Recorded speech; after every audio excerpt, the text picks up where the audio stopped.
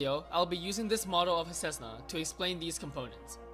Let's start at the head of the plane, which consists of two parts, the engine and the propeller. In the case of a Cessna, the piston-powered engines power the propeller, which is the source of thrust that allow the plane to start moving. Next up, let's look at fuselage and landing gears. The fuselage is a technical term used to describe parts of an aircraft that is designed to carry passengers and cargo, which means that it does not include the tail, wings, and engines. The landing gear is the component that is crucial to a safe takeoff and landing. And in a lot of aircrafts, not including the Cessna, these landing gears are retractable.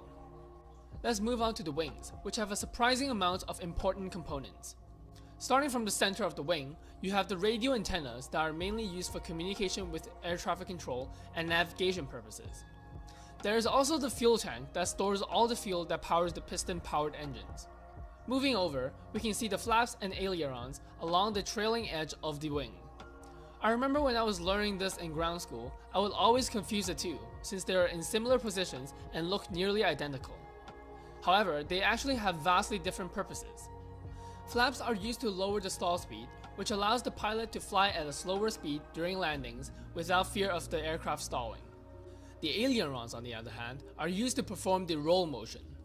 If you don't know what that is, I will be making another video on aircraft motion, which I will explain the three types of aircraft motions. Finally, let's talk about the components at the tail of the plane. There are two pairs of components at the tail. The first pair is the horizontal stabilizer, which is home to the elevator. The elevator is another key component because it is responsible for the pitch motion, another one of the three aircraft motions. Speaking of aircraft motions, the third and final motion, yaw, is controlled by the rudder, which is attached to the vertical stabilizer.